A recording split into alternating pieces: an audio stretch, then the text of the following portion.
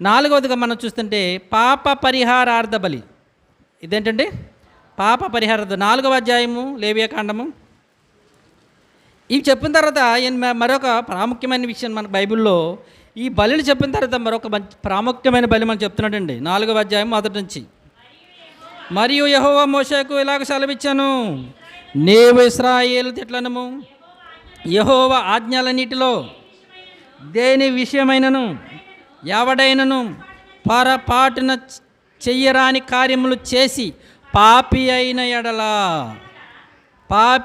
ఎడల ఎట్లనగా ప్రజలు అపరాధులగునట్లుగా అభిషక్తుడైన యాజకుడు పాపము చేసిన ఎడల తాను చేసిన పాపమునకు నిర్దోషమైన కోడెదూడను యెహోవాకు పాప పరిహారార్థ బలిగా అర్పింపబలెను. ఈ 4వది ఏంటంటే పాప పరిహారార్థ బలి. ఇందాక మూడునేమో దేవునికి అర్పించేవి. ఇందాక 3 ఏంటంటే అవి దేవునికి అర్పించే దహన బలి కానీ, నైవేద్య బలి కానీ, 3వది సమాధాన బలి కానీ.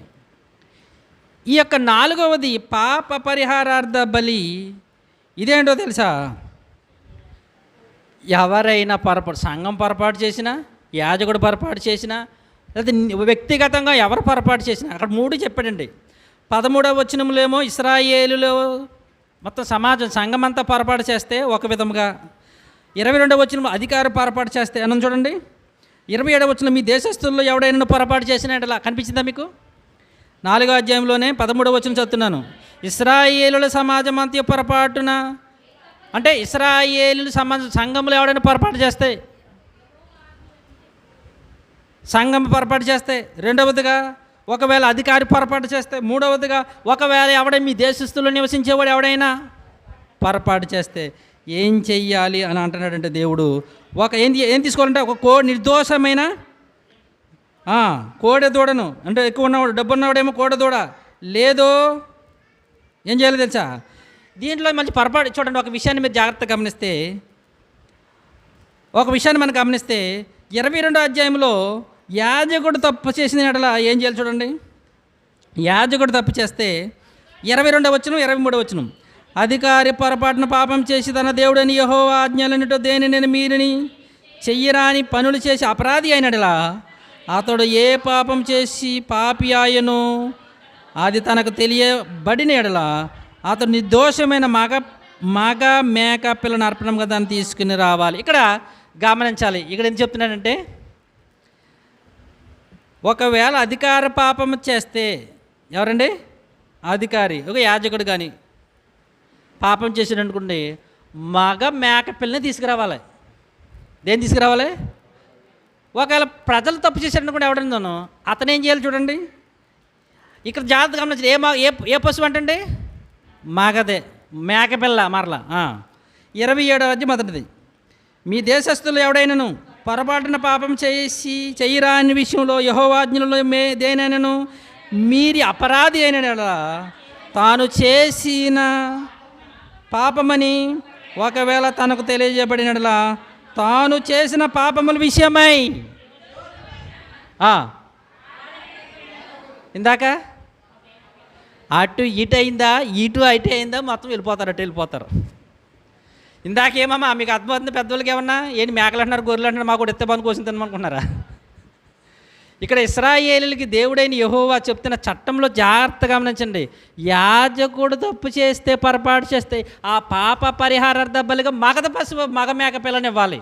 ఒకవేళ దేశస్తుల్లో ఎవరైనా చేస్తే ఆడ మేక పిల్లని ఇవ్వాలి. పాప పరిహారార్థ బలిగా మేకని,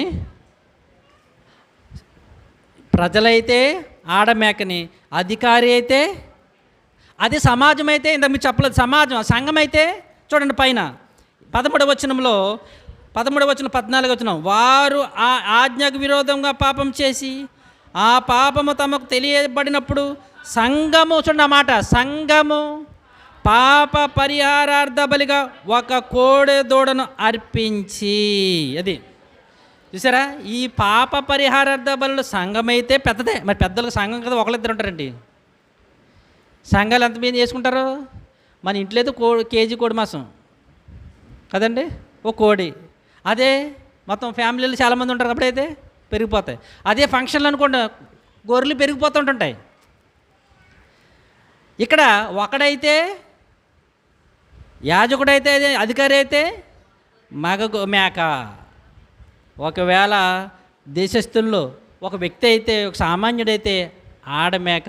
ఒకవేళ సంఘం అయితే ఒక కోడిదూడ, ఒక ఆవు కానీ ఏంటి ఒక పెద్ద పశువు, దాన్ని మీరు ఏం చేయాలి? బలిగా అర్పించి. ఈ బలి దేనికి బలి? పాప పరిహారార్థ బలి. అంటే మనం చేసిన తప్పులకి బరిగా అంటే ఆ రోజు ఇశ్రాయేలుకి మీరు చేసే ఏ పాపమైనా ఆ పాప పరిహారార్థంగా మీరు కంపల్సరీగా ఇశ్రాయేల్లో ప్రతి ఒక్కరు ఏం చేయాలి తెలుసా? దీని బలిని మీరు ఇవ్వాలి. చూడండి 7వ అధ్యాయంలో కూడా మాట మీరు చూస్తే 7వ అధ్యాయము 5వ అధ్యాయము మొదటి వచనం నుంచి ఒకసారి చూడండి. ఒకడొట్టి పెట్టుకున్న వాడై తాను చూచిన దాన్ని గుర్చి కానీ తనకు తెలిసిన దానిని గుర్చి కానీ సాక్షి అయ్యుండి దాన్ని తెలియచేయగా పాపము చేసిన ఎడల దోష శిక్షను భరించునని అపరాధి అయిపోతాడు. అంటే ఏదో ఒక రకంగా పాపాలు చెప్తున్నాడు. ఒకవేళ తెలిసి పాపం చేశాడు, తెలియక పాపం చేశాడు, సంథింగ్ ఏదో పాపం చేసావు. ఆ పాపం చేయడం వల్ల నువ్వేమైపోయావు? పాపివైపోయావు. అయితే ఇక్కడ ఒక విషయం ఏంటంటే, ఒకవేళ నీవు మేకపిల్లని కానీ తీసుకురాపోని పరిస్థితి ఉంటే అప్పుడు నువ్వు ఏం చేయమంటాడు తెలుసా? 7వ వచనం కాడ నుంచి అతడు గొర్రె పిల్లను తేజాలని 6వ వచనం కూడా చదవండమ్మా. తాను చేసిన పాపముల విషయమై యెహోవా సన్నిధికి మందలో నుండి ఆడు గొర్రెపిల్లనే కానీ ఆడు మేకపిల్లనే కానీ పాప పరిహారార్థ బలిగా అర్పింపవలను. అతనికి పాపక్షమాపణ కలుగును. యాజకుడు అతని నిమిత్తం ప్రాయశ్చిత్తం చెయ్యును. ఇక్కడ నెక్స్ట్ మాట, అతడు గొర్రె పిల్లను తేజాలని ఎడలా అతడు పాపియగునట్లు తాను చేసిన అపరాధ విషయమై 2 తెల్ల గొవ్వలనైనను 2 పావురపు పిల్లలనైనను. ఇక్కడ పాప పరిహారార్థం బలి ఒకవేళ గొర్రెని కానీ మేకను కానీ, సంఘం గురించి కాదు చెప్తున్నాడు, మామూలుగా వ్యక్తుల గురించి చెప్తున్నాడు. ఒక యాజకుడుగా మనుషుల గురించి చెప్తూ ఆడది అన్నాడు కదా, ఆడ గొర్రె కానీ ఆడ మేక అన్నాడు. అంటే ఒక వ్యక్తి గురించి చెప్తూ మీరు ఒకవేళ గొర్రెని కానీ మేక కానీ తేజాలని ఎడల ఏం చేయాలంట?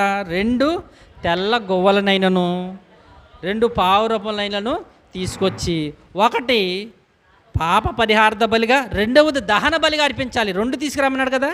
ఈ రెండిట్లో ఒకటి పాప పరిహార్థ బలిగా, రెండవ దాన్ని మొదట చేశారు మనం దహన బలి, ఆ దహన బలిగా అర్పించాలి.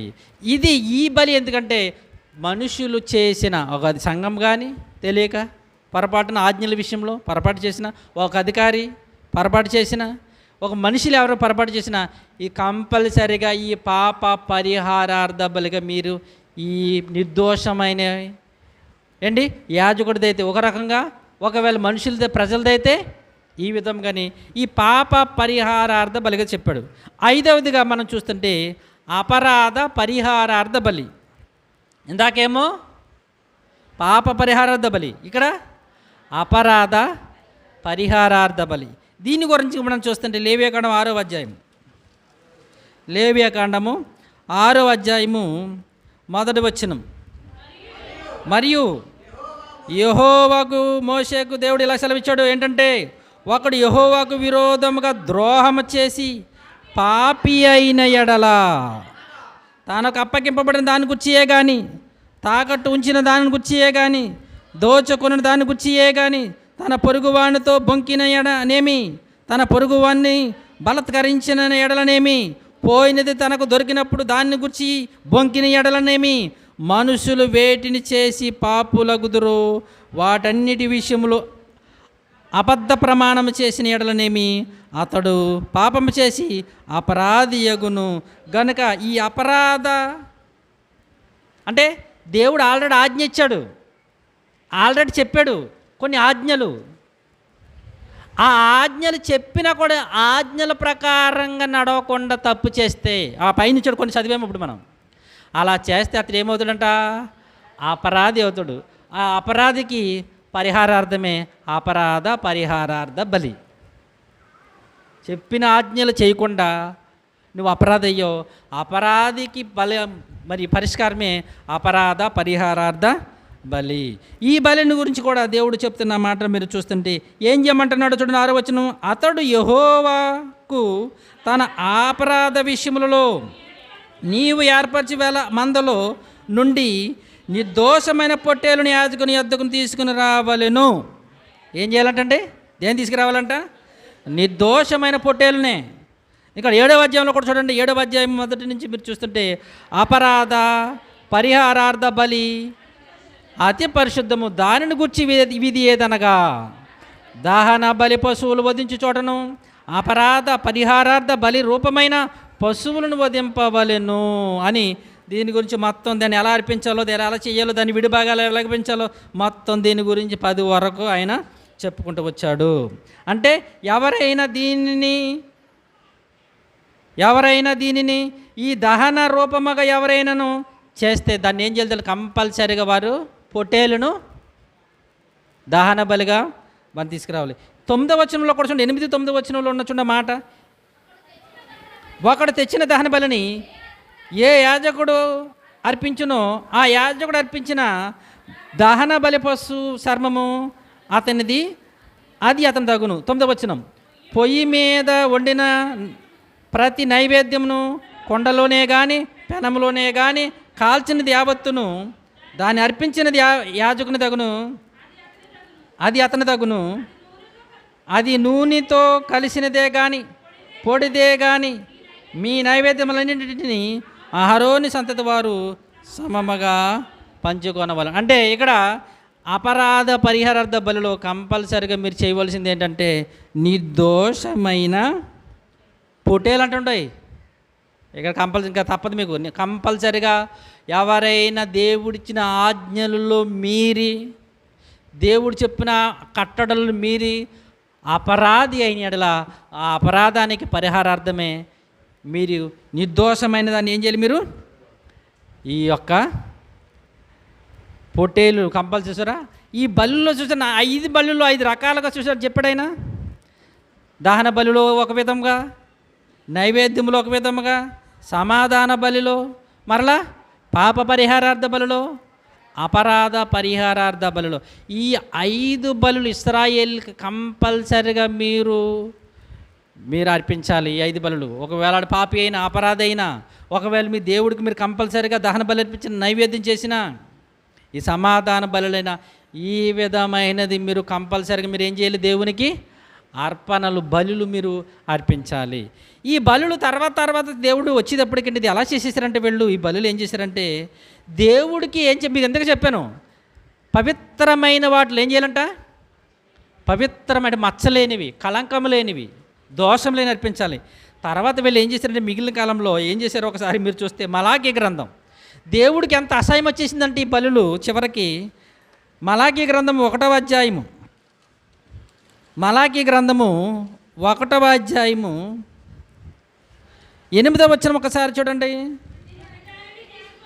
గుడ్డి దానిని తీసుకుని బలిగా అర్పించిన యెడల అది దోషము కాదా? కుంటి దానినైనను రోగము గల దానినైనను అర్పించిన యెడల అది దోషము కాదా?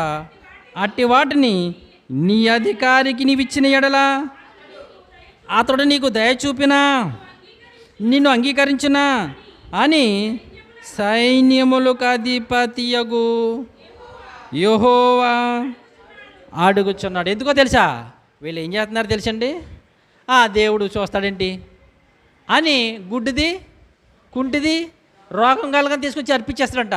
అందుకే దేవుడికి అంత కోపం వచ్చిందంటే 10వ వచనంలో దేవుడు తర్వాత ఆ నిర్ణయం తీసుకున్న నిర్ణయం, మీలో ఒకడు నా బలిపీఠం మీద నిరర్ధకముగా అగ్ని రాజపెట్టకూడనట్లు నా మందిరపు వాకిండ్లను మూయువాడు అక్కడ మీలో నుండి ఉండిన ఎడల మేలు, మీ అందు నాకు ఇష్టం లేదు. మీ చేత నైవేద్యమునైనను నేను అంగీకరింపను. సైన్యములకు అధిపతి యెహోవా చాలా పెంచుతున్నాడు. అబ్బాయి, మీ నైవేద్యాలు బలి నాకు వద్దురా బాబు. మీరు ఏం చేస్తున్నారు తెలుసా? ఎంత చక్కగా దీన్ని చెప్తే దీన్ని మీరు ఏం చేశారంటే మీరు దాన్ని కళంకములు చేసేస్తున్నారు. దాన్ని మీరు ఏం చేస్తున్నారు? గుండుతో ఏదో దేవుడు చూస్తాడులే. చూడండి, చాలామంది సమాజంలో మనం చూస్తుంటుంటాం. వాళ్ళు తిని వాళ్ళు వాడుకునేది మంచి ఉంచుకుంటారు, ఎవరికైనా ఇచ్చేసి ఏం చేస్తూ ఉంటారు? అలా తయారైపోయారు ఇశ్రాయేలు. వీళ్ళు మాత్రం మంచి దేవుడికి ఇచ్చేసి మాత్రం ఏ పుచ్చి పని చూస్తాడండి దేవుడు. ఓ మధ్యన సామెత చెప్పారు. రాజుగారంట అందరిని పాలు తీసుకురమ్మన్నారట. రాజుగారంట అందరిని పాలు తీసుకురమ్మన్నారంట. ఒకళ్ళు అనుకున్నారంట మన నీళ్ళేసేసి అనుకో పాలు మనకు తెలీదు అనుకుని ఒక నీళ్ళు ఎట్టుకెళ్ళాడంట. అలాగ అందరూ అనుకున్నారంట. వచ్చేవాళ్ళు కొన్ని వేల మంది వస్తున్నారు, దాంట్లో మన నీళ్ళు వేస్తే ఏముందని ఎవరికాలు వ్యక్తిగతంగా నీళ్ళు అట్టుకుపోతాయి. ఎవరికాడ ఏమన్నా తెలిసిండి? నీళ్ళు ఏమన్నా పాలు లేవు. ఎందుకని? నువ్వు నీళ్ళు అనుకున్నావు, అందరు కలిపి అనుకోలేదు. మళ్ళా వాళ్ళు పాలు తీసుకొస్తాను, నేను తీసుకొస్తాను నీళ్ళు. చివరికి అందరూ ఏం తెచ్చారు? నీళ్ళే తెచ్చారంట. ఇక్కడ పాపం దేవుడేమో పర్టికులర్గా అక్కడ మోషే గారి ద్వారా పాత నిబంధనలు, అబ్బాయి మీ దేవుడు మీకు ఎందుకు నేర్పుతున్నానంటది, మీరు దేవుని యందు భయభక్తులకి భయము కలగాలి. దేవుడు అంటే దాన్ని నేర్పించింది ఎందుకు కదా, దానికి భయము. మీ దేవుడు అంటే మీకు ఏం చేయాలి? అమ్మో, అలాగ భయం రావాలని ఏం చేశాడు? అహరోను కుమారులు ఇద్దరు చచ్చిపోయారు. ఇద్దరు తేడా జరిగితే ఊరుకోనని ఎగ్జాంపుల్ కూడా చూపించాడు. అంటే మీకు దేవుడు అంటే భయం ఉండాలి. ఆ భయములో మీరు ఏం చేయాలి? నిర్దోషమైనది మంచిని దేవుని సన్నిధి తీసుకొచ్చి మీరు హృదయపూర్వకంగా మీరు దేవుడిని ఏం చేయాలి? ఆరాధించుకోవాలి, అర్పణ చేయాలంటే దేవుడు అంటే భయం రావాలి అనే ఉద్దేశంతో దేవుడు ఈ బలులు అనేవి ఇశ్రాయేలుకి మోషే గారి ద్వారా నిర్మిస్తే రాను వీళ్ళు ఏం చేశారంటే దేవుడిని పట్టించుకోవడం మానేశారు. బలులు మాత్రం ఇష్టానుసారమే అర్పిస్తున్నారు కనుక దేవుడు ఏం చేశాడంటే, అబ్బాయి మీ నైవేద్యములను నేను అంగీకరింపను. యోషియా గ్రంథము 6:6 వచనంలో ఆయన ఏమంటున్నాడు చూడండి. యోషియా గ్రంథం 6:6 వచనంలో ఆయన ఎటువంటి నిర్ణయానికి వచ్చేసాడంటే, 6వ అధ్యాయం 6వ వచనం, నేను బలిని కోరను కానీ కానికరమునే కోర్చున్నాను, దహన బలుల కంటే దేవునికి వచ్చిన జ్ఞానము నాకిష్టమైనది. అబ్బాయి, ఇంకా మీ దహన బలులు, నైవేద్య బలులు, సమాధాన బలులు, పాపరాపరిహర్తలు ఇవేమి నాకు ఆగరదని ఆయన చివరికి ఒక నిర్ణయం తీసుకున్నాడంటే, దేవుడు ఏం చేశాడంటే, అయితే 5 బలులను మీకు అర్పించి చెప్పానో ఈ బలులు అర్పించాలని మీ పాప పరిహారార్థమై, మీ అపరాధ పరిహారార్థమై, మిమ్మల్ని అంగీకరించడానికి, మీ కోపం రాకుండా ఉండడానికి ఈ దహన బలిని నైవేద్యమును సమాధాన బలి ఇచ్చాను. ఇవన్నీ ఒకే ఆయన ద్వారా నేను చేయబోతున్నాను, మీ నిమిత్తం ఆయన చేయబోతున్నానని దేవుడు ఒక మంచి మాట దేవుడు తెలియజేశాడు. చూడండి, జపన్య గ్రంథము 1వ అధ్యాయము. జపన్య గ్రంథం దేవుడే చివరికి ఆయన ఏం చేశాడంటే, ఈ దహన బలులు అర్పించమని, సమాధాన బలులు అర్పించమని, పాప పరిహార బలులు అర్పించమని దేవుడే ఆయన చెప్పింది ఏంటంటే, జపన్య గ్రంథము 1వ అధ్యాయము 7వ వచనం, ప్రభువైన యెహోవా దినము సమీపమాయను, ఆయన బలి ఒకటి సిద్ధపరిచి ఉన్నాడు. ఇంకా నేనే, ఇంకా మీ బలులొద్దు, మీ సమాధాన బలులు, మీ నైవేద్యాలు, మీ దహన బలులు, మీ అపరాధ పరిహారార్థ బలులు, మీ పాప పరిహారార్థ బలు నాకు అవసరం లేదు.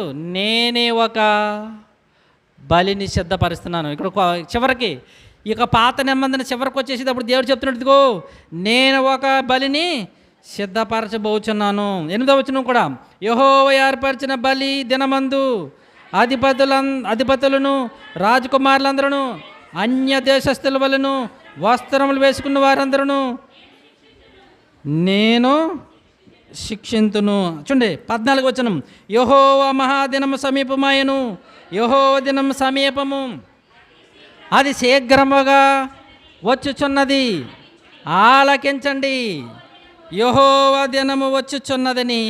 ఇక్కడ చివరికి దేవుడు ఏం చేశాడంటే, ఏ ప్రవక్తల ద్వారా మోషేగా స్టార్ట్ చేశాడో బలులు, ఆ బలులు 5 బలులు ఇచ్చి ఆ 5 బలులు చేయమన్నాడు. వీళ్ళు ఎలాగైతే ఆ బలులు ఇష్టానుసారంగా మార్చేశాడో దేవుడు చివరికి ఒక నిర్ణయం తీసుకున్నాడు. ఇంకా నాకు ఈ బలులు వద్దు, నేనే ఒక బలిని సిద్ధం చేస్తున్నాను. ఆ బలిలో నేనే ఆ బలి ద్వారా నా ప్రజలను నేను ఏం చేయబోతున్నాను తెలుసా? క్షమించబోతున్నాను. ఇంకా నాకు దహన బలి అవసరంలే. ఇంకా నాకు దహన బలులు వద్దు, నైవేద్యాలు వద్దు, సమాధాన బలొద్దు, పాప పరిహారార్థ బలొద్దు, అపరాధ పరిహారార్థ బలులొద్దు. మరి ఏంటయ్యా ఆయన చేస్తున్నాడని మనం ఆలోచిస్తుంటే ప్రేమ దేని వల్లరా ఆయన ఏ విధంగా మార్చేశాడో ఒకసారి మనం చూస్తుంటే ఏప్రిల్ రాసిన పత్రిక 10వ అధ్యాయము. ఏప్రిల్ రాసిన పత్రిక అక్కడ సాక్షాత్ క్రీస్తు ప్రభువారు చెప్తున్న మాట మనం ఆలోచిస్తే 10వ అధ్యాయము, ఏప్రిల్ రాసిన పత్రిక 10వ అధ్యాయము 8వ వచనం. బలులు, అర్పణలు, పూర్ణ హోమములు, పాప పరిహారార్థ బలులు నీవు కోరలు. జాగ్రత్త గమనించారా? ఇక్కడ యేసుక్రీస్తు ప్రభువారు చెప్తున్న మాట ఇది. బలులు, అర్పణలు, పూర్ణ హోమములు, పాప పరిహారార్థ బలులు నీవు కోరలేదు. ఎందుకు కోరలేదో తెలుసా? అదే 10వ అధ్యాయంలో చెప్తున్న 8వ వచనం అంటే 5వ వచనం కాడించి 5వ వచనం. కాబట్టి ఆయన లోకమందు ప్రవేశించినప్పుడు ఇలాగ చెప్పుచున్నాడు, బలియు అర్పణయు నీవు కోరలేదు కానీ నాకొక శరీరమును అమర్చితివి. దేవుడు అంటే ఇంత జపనే గ్రంథం చదువుతారు, యెహోవా బలి సిద్ధపరిచినట్టు చూసారా? ఆ బలిని గురించి ఇక్కడ యేసుప్రభువు వారు చెప్తుందిగో, నీవు బలులు కానీ అర్పణలు కానీ హోమములు కానీ పాప పరిహారార్థ బలి నీ కోరలేదు కానీ నాకొక శరీరమును అమర్చితివి. ఈ శరీరము ద్వారా యేసుక్రీస్తు ప్రభువారు ఏం చేశారు తెలుసా? ఆయనే సర్వమానవాళి కొరకు దేవునికి దహన బలిగా, నైవేద్యముగా, సమాధాన బలిగా, పాప పరిహారార్థ బలిగా, అపరాధ పరిహారార్థ బలిగా, ఇదిగో నేనే బలి అయిపోవడానికి లోకానికి వచ్చానని చెప్తున్నాడు ఆయన. నేనే ఈ లోకానికి బలి అయిపోయి వచ్చానని చెప్తూ ఆయన చెప్తున్న మాట చూడండి. ఎఫెసీయులకు రాసిన పత్రిక 5వ అధ్యాయం 2వ వచనంలో ఆయన ఏ విధముగా ఆయన 5:2 5వ అధ్యాయం 2వ వచనం త్వరగా తీయండి. క్రీస్తు మిమ్మల్ని ప్రేమించి పరిమళ వాసనగా ఉండుటకు మన కొరకు తన్ను తాను దేవునికి అర్పణముగాను బలిగాను అప్పగించుకుని, మన కొరకంట. అంటే ఒకరోజు మనుషులు పాపం చేస్తే, అధికారులు పాపం చేస్తే, సంఘం పరిపాలన చేస్తే దేవునికి దహన బలులు, నైవేద్యాలు, సమాధాన బలులు, పాప పరిహారార్థ బలులు, అపరాధ పరిహారార్థ బలులు, మేకలు, పశువులు నైవేద్యాలు అర్పించేవారు. కానీ ఇక్కడ ప్రభువారు ఆయన ఏమంటాడు తెలుసా? ఆయనే అర్పణముగాను బలిగాను, ఇంకా ఆయన ఎలాగైపోయాడు అంటున్నాడంటే చూస్తుంటే అదే ఏప్రిల్ రాసిన పత్రిక 9వ అధ్యాయము 26వ వచనము. అట్లయినలా జగత్తు పునాది వేయబడక మునిపే ఆయన అనేక పర్యాయములు శ్రమ పడవలసి వచ్చాను. చూడండి ఈ మాట చూడండి. అయితే ఆయన యుగముల సమాప్తి యందు తన్ను తాను బలిగా అర్పించుకొనుట వలన పాప నివారణకై ఒక్కసారి ఆయన ఏం చేశాడంటే పాప నివారణకై ఒక్కసారి మాట చూసారా? ఒక్కసారి సర్వ పాప పరిహారార్థలై, అది దేవునికి దహన బల, నైవేద్యమా, సమాధాన, పాప, అపరాధ మొత్తం వీరన్నిటికంట యుగముల సమాప్తి యందు తన్ను తానే బలిగా ఒక్కసారి అర్పించేసుకున్నాడంట. అదే ఏప్రిల్ రాసిన పత్రిక 10వ అధ్యాయము పక్కనే ఉంది చూడండి. 10వ అధ్యాయము 12వ వచనము. ఈయన అయితే పాపముల నిమిత్తమై సదాకాలము నుంచి ఒక్క బలిని అర్పించి సదాకాలం, ఇంకా బలిలో అవసరం లేదు. మాటికి పాపం చేసి ఇశ్రాయేలు ఏం చేసేవారంటే ఇవాళ పాపం చేయాలంటే సాయంకాలం పట్టుకెళ్ళేవాడు, మళ్ళీ రేపు చేస్తే మరల పట్టుకెళ్ళేవాడు. ప్రభువారు ఏం చేశాడు తెలుసా? మాటికి అర్పించవలసిన బలి కాదు, చూడండి మాట, సదాకాలము నిలుచు, సదాకాలము నిలుచు ఒక్క బలిని అర్పించి. ఏం చేయాలంటండి? సదాకాలం నిలుచు ఒక్క బలిని ఆయన అర్పించాడు. ఎలాగా? కొలస్సీయుల రాసిన పత్రిక 2:14 వచ్చిన ఎలాగా అర్పించాడు చూడండి. ఎలా బలైపడి చూడండి ఆ మహనీయుడు. దాని గురించి కొలస్సీయుల రాసిన పత్రికలో 2:14 వచనంలో మీరు చూస్తే, మీరు అమరు కొలస్సీయులు 2:14, మీ అపరాధముల వలనను శరీరమందు సున్నతతో పొందకపోవటి వలనను మీరు మృతులయ్యుండగా. చూడండి ఆ మాట చూడండి, అపరాధముల వలనను శరీరమందు సున్నత పొందక ఉండుట వలనను మీరు మృతులయ్యుండగా దేవుడు రాతపూర్వకమైన, అదే ధర్మశాస్త్ర రూపకమైన ఆజ్ఞ వలన మన మీద రుణముగాను మనకు విరోధముగా నుండిన పత్రమును మేకులతో సిలువకు కొట్టి దాని మీద చేవ్రాతను. అంటే ఆయన చెప్పేది అంటే సిలువ మరణము ద్వారా, సిలువ యాగము ద్వారా ఈ అపరాధ పరిహారార్థ బలులు, ఈ సమాధాన నైవేద్య బలులు, ఈ బలులన్నిటినీ ఆయన తన సిలువ మీద వేసుకున్నట్టండి. ఆ మేకులకు సిలువకు కొట్టి తన రక్తము ద్వారా దాన్ని ఏం చేశాడంట? ఆ విధి రూపకమైన ఆజ్ఞలను ఆయన ఏం చేశాడంట? కొట్టివేశాడు. ఆ పాత నిబంధనల బలులన్నిటినీ ఆ యెహోవా దేవుడైన మన తండ్రిని దేవుడు చెప్పినట్లుగా, అగో నేను సిద్ధపోయే బలి ఒకటి ఉంది, ఆ బలి ఏం చేస్తారంటే మీరు అర్పించే బలులన్నిటిని ఆ ఒక్కటే సమాధానం, ఆ ఒక్కటే పరిష్కారం. ఆ పరిష్కారం ఎవరంటే సాక్షాత్తు యేసుక్రీస్తు ప్రభువారు. ఆయన వచ్చి లోకమందు ప్రవేశించినప్పుడు, దేవా బలియు అర్పణయు నీవు కోరలేదు కానీ నాకొక శరీరము, ఆ శరీరం మీదే పాప పరిహారార్థ బలులు, అపరాధ బలులు, సమాధాన నైవేద్యములు, దహన బలులుగా తనని ఏం చేశాడు? దేవునికి అర్పణముగాను బలిగాను ఆయన అర్పించుకొని మనకేం చేశాడు తెలుసా? విమోక్తినిచ్చాడు. ఇప్పుడు మనకి దేవునికి సమాధాన బలు నైవేద్యాలు ఎందుకు లేవంటే ఆయనే ఒకప్పుడు ఒకే ఒక బలిని అర్పించాడు. ఇప్పుడు మనం వెళ్ళవలసింది ఎవరి దగ్గరికి అయ్యా అంటే పాప క్షమాపణ నిమిత్తం, మన అపరాధముల మీద ఎక్కడికి వెళ్ళాలి? చూడండి 2 ఎపిసోడ్లు రాసిన పత్రిక 2:1 మీ అపరాధముల చేత పాపముల చేత మీరు చచ్చిన వారే ఉండగా. ఇప్పుడు ఎక్కడికో తెలుసా? యెహోవా దగ్గరికి మేక పిల్లనట్టుకు వెళ్తా కుదరదు. ఇప్పటికి చాలామంది కూడా, చాలా మతస్థులు పొట్టేళ్ళు మేకలు గొర్రెలట్టుకెళ్ళి వేస్తారు కదా, శుభ్రంగా వండుకు తినేస్తారు కదా. ఇప్పుడు ఏమంటున్నాడు తెలుసా? మీ పాపముల నిమిత్తం అపరాధముల నిమిత్తము ఇంకా మీకు బలి లేదు, క్రీస్తు యొద్దకే. ఎక్కడికి?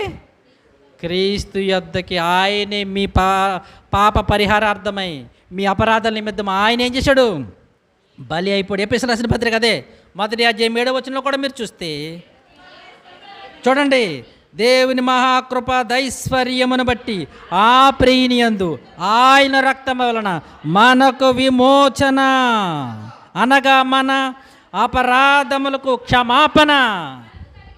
అదండి. ఎక్కడికి వచ్చేసి చూసారు మనం? సమాధాన బలి లేవు, నైవేద్యాలు లేవు, సమాధాన బలి లేవు అండి, పాప పరిహారార్థ బలి లేవు, అపరాధ పరిహారార్థ బలి మొత్తం కొట్టిపోయి. ఎలాగో తెలుసా? ఆయన రక్తము వలన, ఆ విమోచుకుని రక్తము వలన మనకి క్షమాపణ. అప్పుడు మనం చేరవలసింది. చూసి కొత్త నిబంధనలు అలా మార్పు చూస్తారా? పాత నిబంధనలు ఆ బలులు చూడండి, ఆ మేకలు చూడండి, మేకల్లో గొర్రెచ్చిన, గొర్రెలు మేక ఇచ్చిన, పశువులు ఏది తేడా ఇచ్చినా వాళ్ళు వెంటనే వెళ్ళిపోయేవారు. కానీ మహనీయుడైన దేవుడు ఇంకా ఎంత తగ్గించుకున్నాడంటే, అబ్బాయి మీకు ఇంకా బలిలో నేను ఒక బలిని అర్పిస్తున్నాను, మీ అందరి నిమిత్తం ఆ బలి, మీకు క్షమాపణ కలగాలంటే అదుగో వధింపబడిపోతున్న గొర్రె పిల్ల, ఆ గొర్రె పిల్ల యొద్దకి మీరు వచ్చి మీ క్షమాపణ అక్కడే, మీ పాప పరిహారార్థ బలి అక్కడే అని చివరికి ఆయన తన కుమారుని ఆ బలులుగా, ఆ శ్రేష్టమైన బలిగా ఆయన అర్పించి ఆయన చనిపోయాడు. ఇప్పటికి మనకు క్షమాపణ, మనకి ఇప్పుడు క్షమాపణ ఎక్కడ ఉందంటే ఆయన రక్తం వలన. చూడమాట, ఆయన రక్తం వలన మన అపరాధములకు క్షమాపణ కలుగుచున్నది. ఇంకా విషయం చెప్పాలి కానీ టైం చాలా ఎక్కువైపోయిందండి. 5 బలులు కదండి. ఎన్ని బలులు చెప్పాను పాత నిబంధనలో? 5 బలులు. 5 బలుల్లో ప్రభువారు కూడా మన కోసం బలి ఇవ్వడానికి 5 గాయాలు పొందాడండి ఆయన. నిజంగా ఆ బలుల గురించి ఇంకా చాలా ఎక్కువ రిఫరెన్స్ ఉన్నాయి, మరొకసారి దాని గురించి మాట్లాడదాం. గనుక యేసుక్రీస్తు ప్రభువారు మన అపరాధ పాప పరిహారార్థమే దేవుని దహన బలిగా, సమాధాన బలిగా, నైవేద్యముగా ఆయన బలి అయిపోయి మనకిచ్చిన ఏంటి ఆజ్ఞ కట్టడి ఏంటంటే, మీకు క్షమాపణ, మీ పాపాల క్షమాపణ కలిగిన మీ పరలోక రాజ్యానికి దేవుడి దగ్గరికి చేరుకోవాలన్నా నా దగ్గరికి, అందుకే నా ద్వారా తప్ప, ఆ మాట చూసారా, నా ద్వారా తప్ప ఎవరు కూడా ఇంతకుముందు మీ తీసుకొచ్చే దహన బలి, నైవేద్యము, సమాధాన బలి, పరిహారార్థ బలి, అపరాధ పరిహారార్థ బలి ఎక్కడికి వెళ్ళాలి? యాజకుడి దగ్గరికి వెళ్ళాలి. యాజకుడు అట్టుకెళ్ళి యెహోవా సన్నిధిలో అర్పించాలి. అప్పుడు అంగీకరించి దేవుడిని క్షమించాడు. ఇప్పుడు నా ద్వారా తప్ప ఎవడు కూడా, అంటే మనం ఎవరి దగ్గర క్షమాపణ పొందుకోవాలి? యేసుక్రీస్తు ద్వారా. ఆ యేసుక్రీస్తు వారే ఆ 5 బలులకి ప్రతిరూపముగా ఈయనే బలైపోయి మనకు క్షమాపణ ఇచ్చాడు.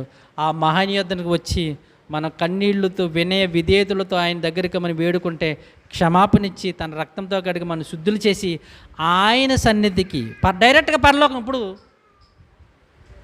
దేవాలయంలో కాదు, డైరెక్ట్గా దేవుని దగ్గర పరలోకం దగ్గర చేర్చే మహనీయుడు మనకున్నాడు. కనుక అట్టి మహనీయుని మనం మనసారా మనస్ఫూర్తిగా ఆరాధిస్తూ, సేవిస్తూ, పూజిస్తూ ఆయన కోసం బ్రతకాలని కోరుకుంటూ ఈ మాటలు ముగిస్తున్నాను. ప్రార్థన చేసుకుందాం. మహోన్నతుడైన తండ్రి, మీ ఘనమైన దివ్యమైన ఉన్నతమైన నామానికి వందనాలు, స్తుతులు, స్తోత్రాలు చెల్లిస్తున్నాను.